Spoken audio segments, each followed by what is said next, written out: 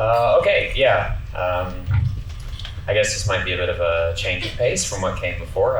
I'll talk a little bit more Blackboard style, I guess, quantum software. But I will mention a few of the tools that we're working on in Oxford and some other places. But probably the first thing I want to mention, which will come up a few times throughout this talk, is there's a new free book out by me and my former student, John von Vakering. You can get it here. And actually, just a couple of days ago, John has done some kind of magical thing to turn this whole gigantic LaTeX textbook into HTML. So now it's like this fully linked website as well. But yeah, have a look. It's in a preprint, so we'd be really keen to hear what any of you think about it. And I'll put that link back up at the end as well. Okay, so what do I mean quantum software? I guess I don't really need to tell this crowd what quantum software means. But I guess one could say that the broad definition is something like the code that runs on a quantum computer. Okay, so we're really doing things with quantum circuits or pulses or something, or maybe at a higher level quantum algorithms. But I think also something that I'm seeing a whole lot in this particular community is that this field of quantum software really is spending a lot of time thinking about the code that makes that code or the code that makes that code better. So optimization and compilation tools, simulation, verification, and also we're starting to see some automation around QEC. So I'm going to talk a little bit about each of these things and what they look like in this pictorial approach. Okay, so let me go a little bit back in time. This is kind of a straw man way of optimizing quantum circuits because I don't think anyone ever thought this was the final thing. I guess you can see the Nielsen-Schwann textbook there on his computer.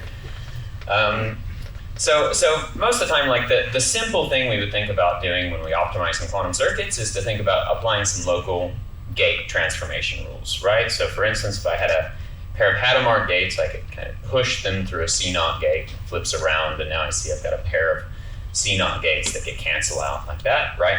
And I've made some progress. I've optimized my circuit. And this works, and to some extent, I think any compiler should do some of this. But the problem with just thinking about gate rewrite rules is you start to come up with them, and then you come up with more, and then more, and then more, and then more. And you end up with just thousands of these rules, right? Because it's this fairly unstructured space. Like gates are very rigid. Maybe I need 100 different variations to account for all the ways that two different Toffoli gates could be connected to each other, and where is the plus and where is the dot, and so on. Right? So it's it seems like it's missing a bit of structure, a bit of flexibility. One of the approaches that we take at Oxford, and now in quite a few places around, is to use this thing, which is called the ZX calculus or the ZX calculus, depending on what side of the Atlantic you're from. And this thing is a complete set of equations for quantum computing. Okay, so we have these basic generators, like these red dots and these green dots. They're sometimes called spiders because they look kind of like spiders. They're labeled by angles. And you can think of these as kind of basic generators of a tensor network type language. And these, I think these are 1, 2, 3, 4, 5, 6, 7 equations actually can prove anything. So if I write I can express any linear operator over qubits using these generators. And if I have 2 of them that are equal, I can prove that they're equal using these 7 rules. The proof might not be easy. In fact, you would expect most of the time this is going to be exponentially hard unless I'm in some classically simulable fragment. But you can do everything really with just these rules. Okay, so what do? We cut the gates open, and we see that kind of inside are these basic generators. So now we've kind of made some progress here because we know that there's these nice algebraic rules that these generators satisfy. And then we can apply those rules, and they're kind of intuitive to think about visually. So for instance, dots of the same color can always fuse together, and their angles add.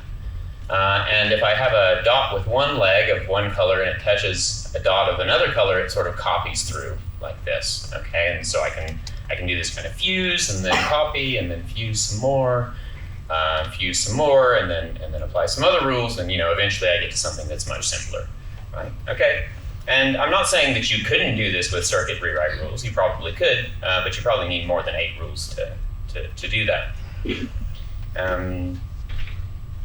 Okay, so then the question is, how do we scale up? So that example was with about 30 spiders, and even thinking about very NIST-y stuff, say like the supremacy circuits or something, you're talking about thousands or tens of thousands of gates, and then really to start doing serious fault tolerant stuff, we want millions of gates. So of course the thing to think about is bringing some automation into this. And I guess what I'm talking about now is using tools which kind of leverage some automated graph rewriting to do circuit simplification and various other kinds of tasks. Okay, so we have a few tools for this. This is the one that's been around for the longest. I guess we first put this out in 2019 or so. It's pronounced physics, which is like trying to say physics, but you left the H out. And it's a Python library for doing circuit optimization, kind of generic ZX calculus stuff. So a general use case for this is you just open up in a Jupyter notebook, you start doing some ZX rewrites, draw what I have. I've got a kind of a JavaScript interface where I can drag around the graphs and look at them, explore, experiment, and so on, and basically use this as an assembly line for producing, fourth year and master's projects based on ZX calculus, right? So, which there must be about 30 by now. Okay. Another tool which we have, which is called Quizix for quick physics, is a large-scale circuit optimization and classical simulation library for the ZX calculus. So, something happened here. That's back. Okay, good. One of the reasons the first motivator for the Rust port was we were starting to think about using these graphical tools for classical simulation of circuits, and then really trying to push the limits of what we could classically simulate. And then we thought, well, doing this in Python is not such a great idea. Let's port this to Rust. And probably the newest, and one might say the most fun toy here is ZX Live, which is a Python-based GUI tool based on physics. So this, you can sort of draw a graph and say start a proof, and you can really drag the nodes around and start to do these things in quite a nice animated way. And my students have quite a lot of fun with this. Like there's Easter eggs where you can enable sound effects, so it makes a big exploding noise when a spiders collapse and that sort of thing. Okay, so how does this work? So I can give you an example, which is the circuit optimization example. I really think about this as 2 phases. The first phase is to simplify. So here this is basically directly reading a circuit into this ZX type notation. So this is really gate for gate. Each gate corresponds to 1 or 2 of these basic spiders. So I read it off like this, and then I do a simplification pass. And effectively what this does is it gets rid of all of the non-Clifford structure. Okay, so my Clifford gates, there's always something I can do with them with the ZX calculus, and I can delete the nodes that correspond to them. So you can see that if this is a Clifford plus T circuit, here I've got something which is basically what's left are the T gates. Okay, and then some kind of connectivity between them representing kind of a causal structure of those T gates. And then for more generic circuits, I might get other kinds of phases here. Okay, so sometimes we call this the skeleton, which is kind of describing what the circuit is doing. Okay, it's not unique, but it's a nice kind of compact representation for it. And then we want to be able to run this, right? Usually we want to think about actually running that. So to run it, we should try to extract a circuit from the skeleton again. Okay, and there is a way to do that. In fact, there's a few ways to do that. And most of them work kind of by starting at one side and iteratively kind of pulling out gates again, which is, you can kind of see how it works by unfusing stuff. At some point it gets a little bit non-trivial, so here I've got some connectivity, it's not clear how I would turn this into a gate, but you do something that's quite like Gaussian elimination, and I can get some sort of C0 gates coming out, and ultimately I can extract a circuit. Okay, so this turns out to be a hard problem in general. So if I give you one of these graphs and I don't know anything about it except that it's unitary, extracting a circuit is a hard problem. But if it came from a circuit, we know enough about that structure, and we can kind of preserve that structure that this becomes polynomial time. Okay, so depending on how wild the graph is, it can be kind of between linear and cubic time. So there's different variations on this problem. I guess when I say cubic, I mean sort of number of qubits squared times the gate count, something like this. Okay, and then, yeah, once I have something that's roughly shaped like a circuit, I can turn it back into a circuit. Okay, so that's kind of the broad paradigm for ZX-based circuit optimization. This has been used for 2-qubit count optimization. I believe this one is some people from the other Munich University, so this is Staudacher et al. And everywhere you see things lighting up green in this last column, and I think anything that's green over here, it's where ZX was kind of, or this kind of technique was kind of beating or equaling the state of the art at the time. I think these are from 2023. Kind of the original thing we were thinking about was T-count reduction. And these techniques are quite good for this because, in fact, when I get this little skeleton, all of these nodes that are left on the inside basically correspond to T-gates. So then when I extract the circuit, all of these things that were left inside appear in my circuit as T-gates. So yeah, the first paper about this was about reducing the T-count.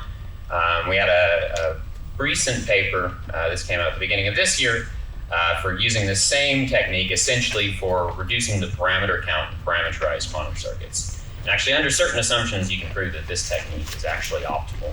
So you'll get the minimal parameter count if I have Clifford circuits plus these kind of free parameters. Okay, there's some caveats there which I could discuss if people are interested later. Okay, so in fact, as we're starting to talk about moving to kind of early fault tolerance, maybe this provocative slide is not so provocative anymore. But certainly a few years ago, people would say, well, T-count, big deal. Everyone's talking about NISC. T-gate is just as hard as an S-gate. It doesn't matter. And so T-count is probably very important for fault tolerance because magic state distillation and something with transversal Cliffords is kind of the thing people still talk about a lot. But I would say there are actually other reasons that you might care about the T-count.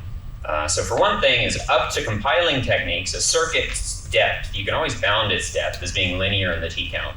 So I think reducing the T-count is a good idea anyway, if you care about reducing the gate count.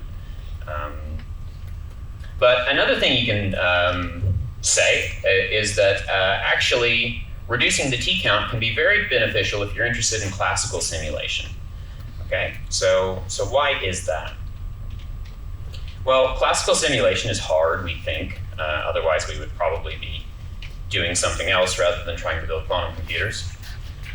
And all the known algorithms scale exponentially in some measure of the circuit size. Okay, but it's not the same measure. So different ways of doing classical simulation scale exponentially in different ways. Okay, so for instance, state vector simulation scales in the number of qubits. If I want to use tensor networks, it's something like the tree width of the connectivity graph of my circuit. But actually, there's a whole interesting family of techniques based on stabilizer decompositions, which scale exponentially in the T-count. Okay, so if I have a circuit, even on a huge number of qubits and is very, very deep, if it doesn't have so many T-gates, it's still easy to classically simulate. Okay, which seems kind of intuitive. Yeah, I can kind of explain how this works. Okay, so the idea of these kinds of techniques is that I always decompose a hard circuit as a sum over lots of easy circuits. Okay, I want to classically simulate my circuit. I know I could just expand this out, and state vector simulation is basically expanding this thing out as a sum over all the basis vectors, but maybe I can sum over less things, right? So let me just talk about states. Okay, so here I might want to simulate a state which is prepared by some circuit. The stabilizer rank of a state is the least number of terms, where I can write this thing as a linear combination of stabilizer states. Okay, so stabilizer states are states prepared from 0 using just Clifford gates, so like C naught Hadamard and S. Okay, and we know famously, due to the Gottesman-Nil theorem, that I can compute amplitudes for stabilizer states in polynomial time. So if I have only n of these, then I can compute amplitudes of this state in n times polynomial time, right? Of course, the catch is that n could be very, very large, right? So in general, we would expect n to be exponential in something, right? But it can make a big difference how exponential it is, right? So is it exactly in the number of t-gates, or is it in 1% of the number of t-gates, right? So these constant factors make a difference. Okay, so the idea here is if I have good stabilizer decompositions, I can do fast classical simulation. Okay, so it's hard to compute in general some kind of optimal stabilizer decomposition. This is probably too much to ask. But some good upper bounds exist. Okay, so the naive thing I can do is if I see a t-gate, or technically what I've written here is a t-magic state, but that's kind of as good as a t-gate for our purposes. I can decompose this as a linear combination, of course, of two stabilizer terms. So these basis states are, of course, stabilizer states. And I can decompose it as a linear combination, and now it's not relevant that this phase is a non-Clifford phase. Okay, so if I do this for every single one of my t-gates, I sort of pull out a little magic state and I decompose this as two terms, then I'll get 2 to the t terms. Okay, so you can already see if I don't have that many t-gates, this is a pretty good idea, right? If I only have 10 t-gates, then I've got 2 to the 10 terms, that's fine, I can do that on my laptop. But of course, as I get to 40, 50 t-gates, this starts to get difficult.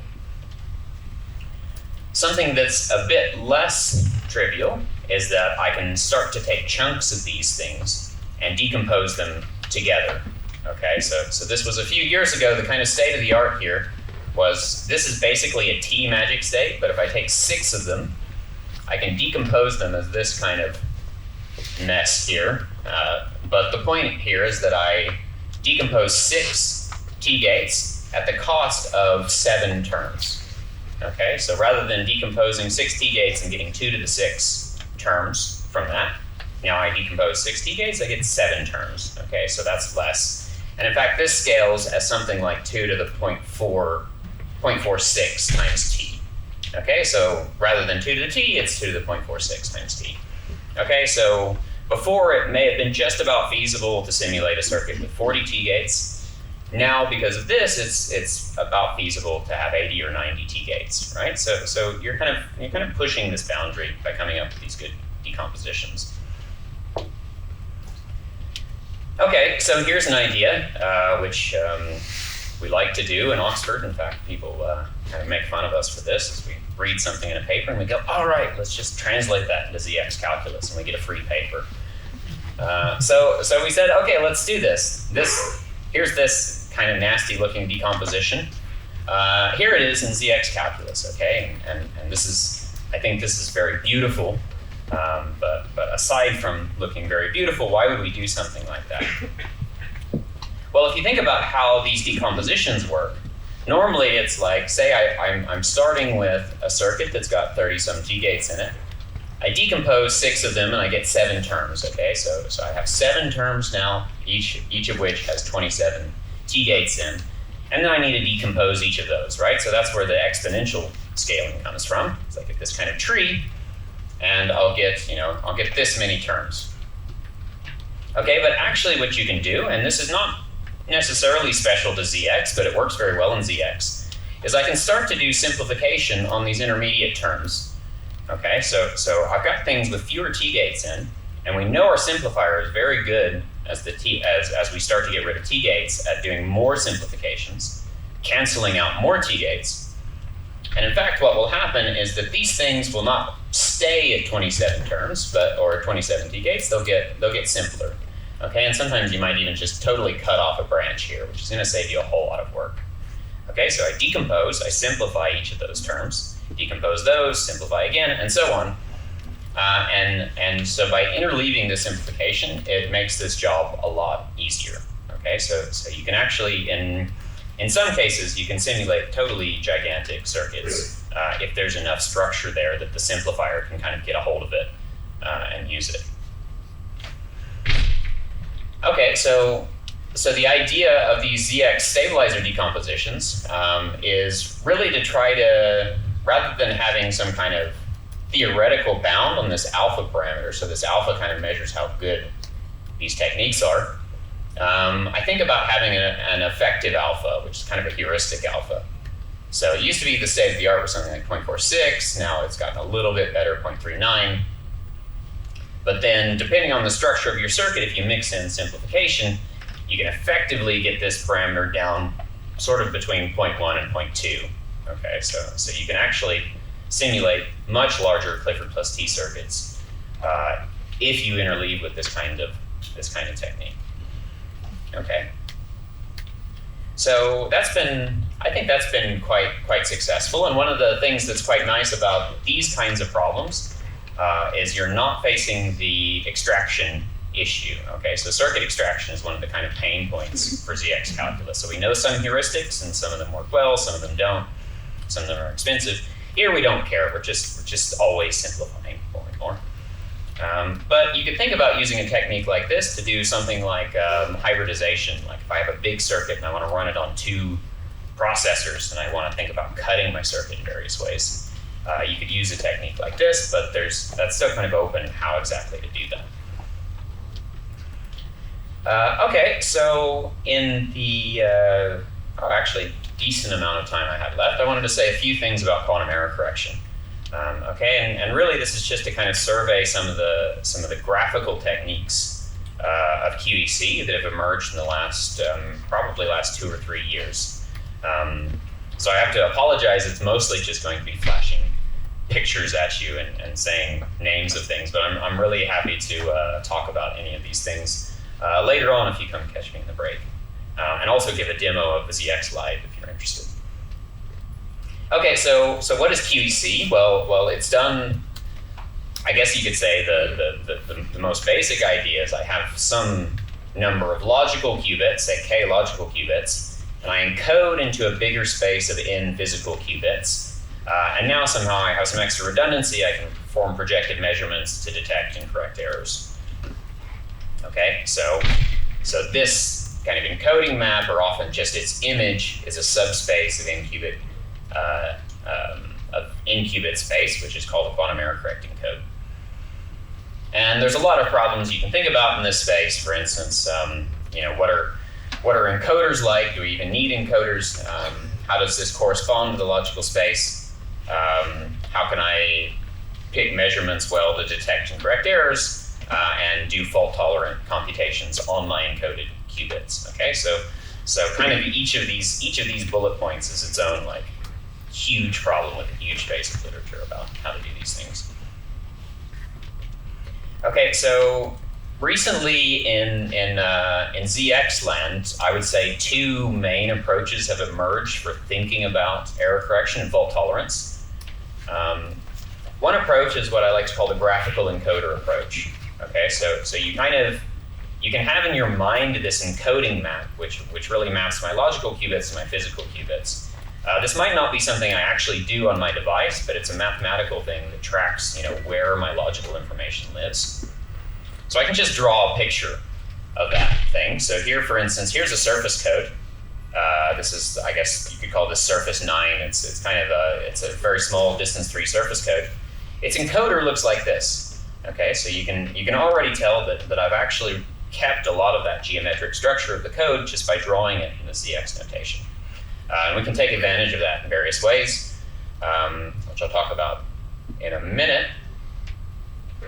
The other technique is what's called the Pauli-Webb approach. So here I draw a kind of a mixed circuit, which has some unitaries and some projectors in it, and I kind of reason about where I could detect errors inside of this circuit. Okay, so as soon as I'm starting to do some non-trivial projective measurements, I have a potential to use that information to do some error detection or error correction.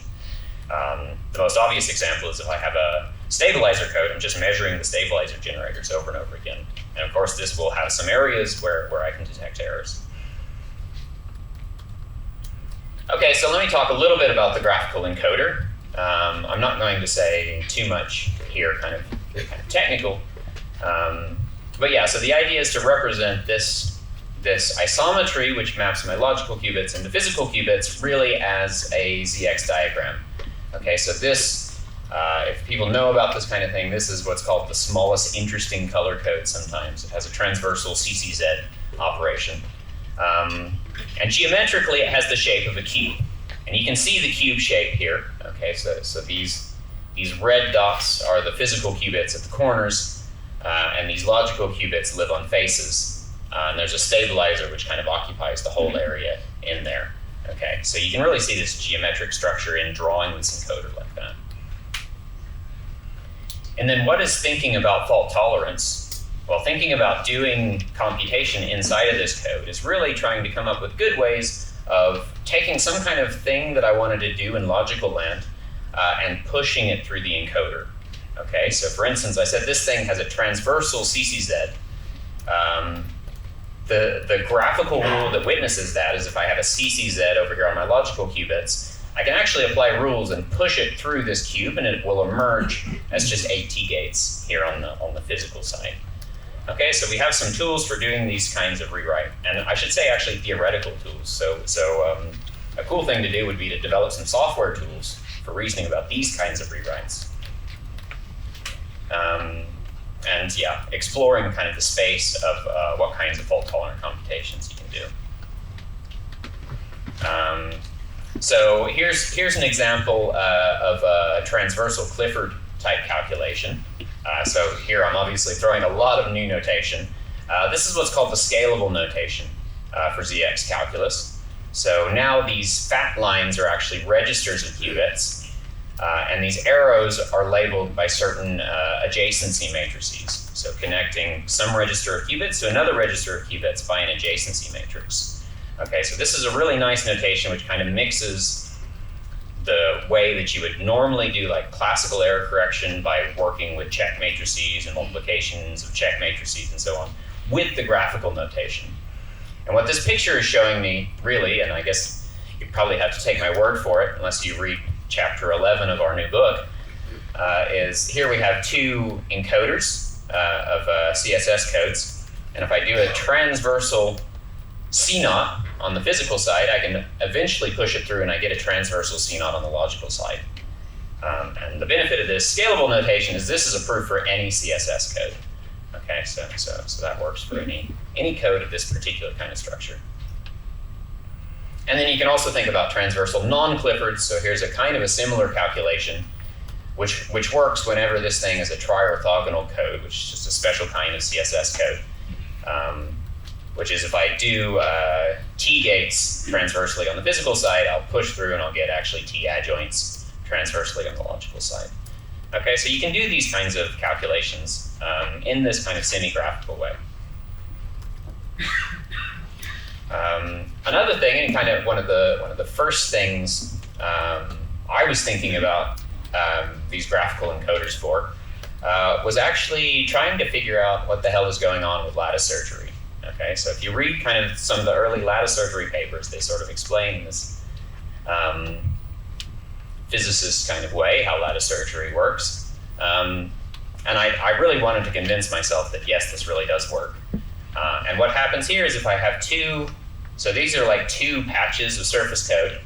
And here if I do some measurements along the boundary, what lattice surgery really tells you is this behaves like I've got a bigger patch of a surface code, and then something that looks like this little tensor network happens on my logical side.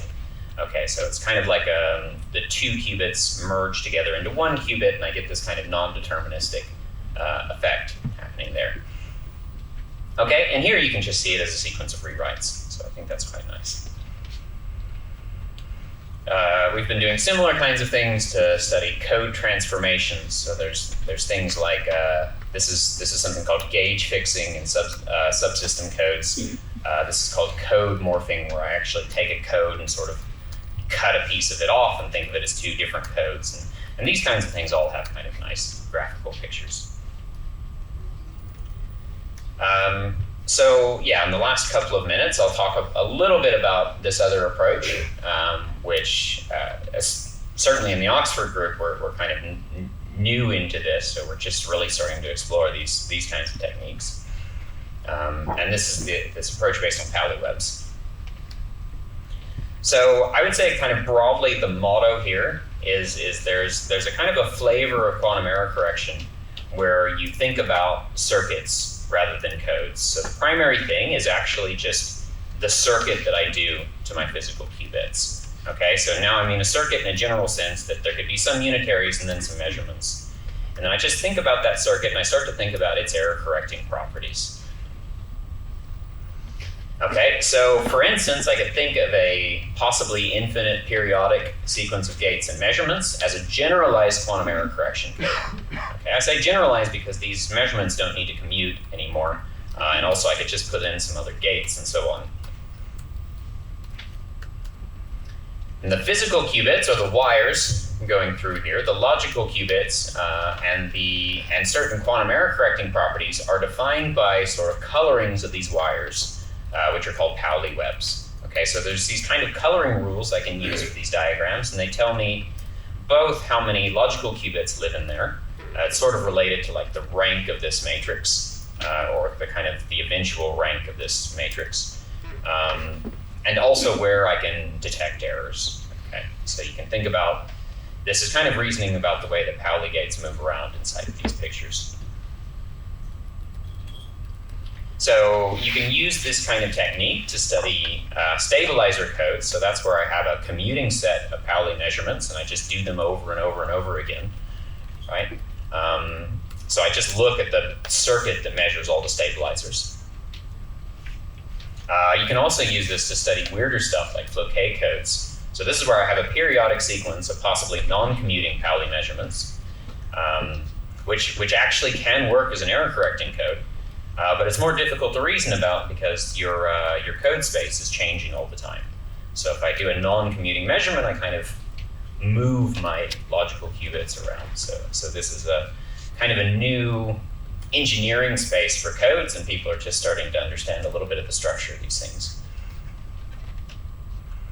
And I like to think, well, this is a space of just more general codes where we just do stuff and then we just see if this can correct errors, right? Okay. I mean, obviously it needs to be a bit more principled than that because this is not a purely brute force kind of thing.